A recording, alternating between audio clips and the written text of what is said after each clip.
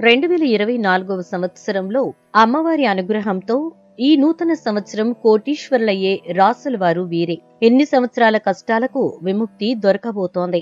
మరి 2024 నూతన సంవత్సరంలో అమ్మవారి అనుగ్రహంతో కోటీశ్వరులు కాబోయేటటువంటి ఆ రాసుల వారు ఎవరు?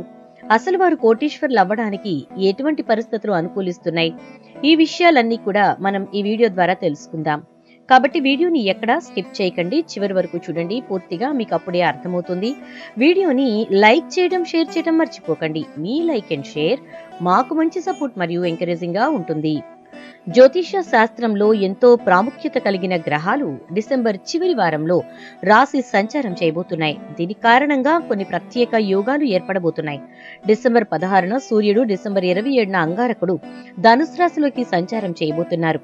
ఇదే రాశిలోకి త్వరలోనే కుజుడు కూడా సంచారం చేయబోతున్నాడు. దీనివల్ల ఆదిత్య మంగళ రాజయోగం ఏర్పడబోతోంది. దీనివల్ల కొన్ని రాశుల వారికి ఎన్నో మంచి ప్రయోజనాలు కలగనున్నట్లుగా జ్యోతిష్య పండితులు తెలియజేస్తున్నారు.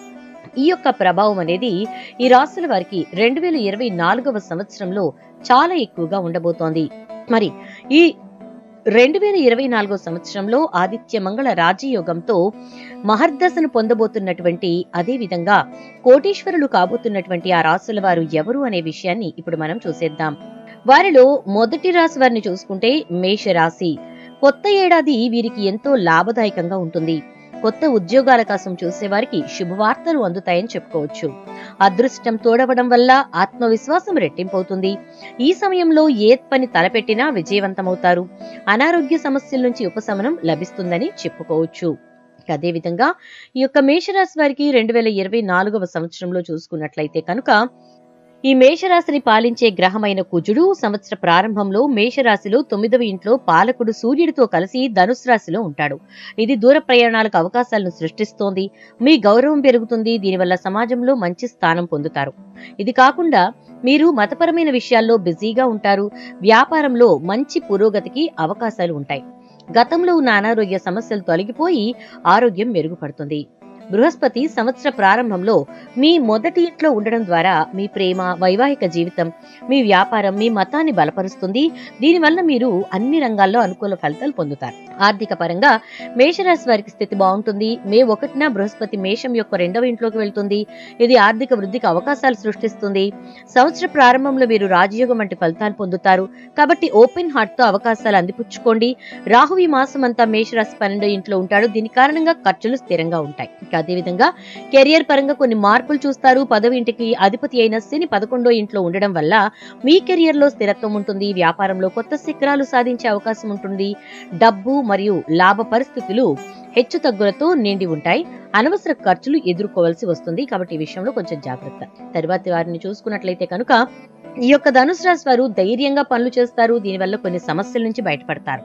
ఈ యోగం వల్ల కెరియర్ లో మంచి ఫలితాలు పొందుతారు. వ్యక్తిగత జీవితంలో మార్పులు చూస్తారు. ఉద్యోగం చేస్తున్న వారికి తాము పనిచేసే చోటపై అధికారుల నుంచి ప్రశంసలు లభిస్తాయి. జీవిత భాగస్వామి సలహా సంప్రదింపులతో చేసే పనులన్నీ విజయవంతమవుతాయని చెప్పుకోవచ్చు. ఇక ఈ యొక్క ధనుసు రాశి వారికి మనం చూసుకున్నట్లయితే కనుక సంవత్సర ప్రారంభంలో ధనుసు రాశిలో సూర్యుడు మరియు కుజుడు సంచరించడం వల్ల కొంత వేడి కలిగిస్తుంది. కాబట్టి సంవత్సర ప్రారంభంలో కోపం తెచ్చుకోవడం మంచిది కాదు. ఈ సమయంలో ఎలాంటి తీవ్రమైన నిర్ణయాలు తీసుకోకూడదు. ఎందుకంటే ఇది మీ వ్యాపారాన్ని మాత్రమే కాకుండా మీ వ్యక్తిగత జీవితాన్ని కూడా ప్రభావితం చేస్తుంది. బృహస్పతి మీ 5వ ఇంట్లో ఉంటాడు. సంవత్సర ప్రారంభంలో ఇది మీ ప్రేమ సంబంధాలను మెరుగుపరుస్తుంది. అదృష్టం పెరుగుతుంది మరియు మీ ఆదాయంలో మంచి పురోగతి కూడా చూస్తారు. మీరు మీ పిల్లలకు సంబంధించిన శుభవార్తలు అందుకుంటారు. అంతేకాకుండా సంతానం లేని వివాహితులకు సంతాన భాగ్యం కలుగుతుంది. ఇక విద్యార్థులు కూడా మెరుగైన ఫలితాలు సాధిస్తారు. మే 1 తర్వాత బృహస్పతి మీ 6వ ఇంటికి వెళ్లడం వల్ల ఆరోగ్య సమస్యలు మెరుగుపడతాయి. బృహస్పతి మంచి ఫలితాలు ఇస్తున్న ఈ అన్ని రంగాల్లో మీరు కొన్ని హెచ్చు తగ్గులు ఎదుర్కోవచ్చు. శని సంవత్సర పొడవునా ధనుసు రాశి యొక్క 3వ ఇంట్లో స్థిరపడటం ద్వారా మీకు ధైర్యాన్ని ఇస్తుంది. మీరు మీ సోమరితనాన్ని విడిచిపెట్టినట్లయితే మీ జీవితంలో చాలా సాధిస్తారు. రాహు మీ 4వ ఇంట్లో మరియు కేతు మీ 10వ ఇంట్లో ఏడాది పొడవునా ఉంటారు. దీనివల్ల వృత్తిలో ఒడిదుడుకులు, కుటుంబ సంబంధాల్లో టగ్ ఆఫ్ వార్ ఉంటాయని చెప్పుకోవచ్చు. తర్వాతి రాశి వారిని చూసుకుంటే కనుక సింహరాశి వారు. ఈ సింహరాశి వారు పిల్లల నుంచి శుభవార్తలు వింటారు. తీవ్ర అనారోగ్య సమస్యల నుంచి ఉపశమనం కలుగుతుంది. ఆరోగ్యంగా చురుగ్గా ఉంటారు. జీవిత భాగస్వామితో కొనసాగుతున్న విభేదాలు సులభంగా పరిష్కారం అవుతాయి. వ్యాపారాలు చేసేవారు ఊహించని ఆర్థిక లాభాలు పొందుతారు. ఈ విధంగా సింహరాశి వారికి చూసుకున్నట్లయితే కనుక వ్యాపారంలో శాశ్వత వృద్ధికి అవకాశాలుంటాయి. మీకు కావాలంటే మీ వ్యాపారాన్ని విస్తరిస్తారు. మీరు సుదీర్ఘ ప్రయాణం చేసే అవకాశం ఉంటుంది. విదేశాలకు వెళ్లే అవకాశాలు కూడా రావచ్చు. 9వ ఇంట్లో బృహస్పతి సరైన నిర్ణయాలు తీసుకోవడానికి మీకు సహాయం చేస్తుంది. మతపరమైన కార్యక్రమాలపై ఆసక్తి పెరుగుతుంది. ఇంట్లో శుభ కార్యక్రమాలు నిర్వహించబడతాయి. తండ్రితో మీ సంబంధం మెరుగుపడుతుంది. మే 1వ తేదీన బృహస్పతి సింహరాశిలోని దశమ స్థానానికి వెళ్తాడు. ఇది మీ కుటుంబం మరియు పని మధ్య పరిస్థితులను మెరుగుపరుస్తుంది. రాహు ఏడాది పొడవునా 8వ ఇంట్లో ఉన్నందున మీరు మీ ఆరోగ్యాన్ని జాగ్రత్తగా చూసుకోవాలి. ఈ యొక్క సింహరాశి వారికి మనం చూసుకున్నట్లయితే కర్మస్థితి ఆదాయ స్థానం శుక్రుడు కర్మ ఇంటికి అధిపతి అవుతాడు. మొదటి రోజునే శుక్రుడు శుభ సంచారంలో ఉన్నాడు. మీరు సంవత్సర ప్రారంభంలో కొత్త పని ప్రారంభిస్తారు. అది మంచిదని రుజువు అవుతుంది. బృహస్పతి యొక్క సంచారం మొదటి 4 నెలలు చాలా శుభప్రదంగా ఉంటుంది. బుధుడు ఆదాయం మరియు సంపద ఇంటికి అధిపతి. బుధుడు చంద్రుని నుండి 4వ ఇంటి నుంచి శుభ సంచారంలో ఉన్నాడు. 4వ ఇంట్లో కర్మ మరియు ఆదాయ స్థానానికి సంబంధించిన ప్రభువు కలయిక శుభప్రదంగా ఉంటుంది. ఇంకా ఈ యొక్క సింహరాశి వారి యొక్క కెరియర్ చూసుకుంటే ఉద్యోగాల్లో మంచి విజయం పొందే అవకాశం ఉంది. వ్యాపారస్తులు ఆర్థిక లాభాలు పొందుతారు. నిరుద్యోగులకు అనుకున్న ఉద్యోగం లభిస్తుంది. పనిలో కొంత ఒత్తిడి ఉంటుంది. నిరంతర అభ్యాసం మరియు కృషితో మీ జీవితం విజయం సాధిస్తుంది. విద్యార్థులకు చూసుకుంటే కొంచెం బలహీనంగా ఉంటుంది. చదువుపై దృష్టి సారించి మనస్ఫూర్తిగా చదివితే మంచిది. కానీ గ్రహ ప్రభావం మీ ఆరోగ్యాన్ని పాడు చేస్తుంది. ఇది మీ చుట్టూ ఉన్న పరిస్థితుల్లో మార్పులు తీసుకురాగలదు. దీనివల్ల మీ చదువుల్లో ఆటంకాలు ఏర్పడతాయి. ప్రారంభంలో కుటుంబ జీవితంలో మిశ్రమ ఫలితాలుంటాయి.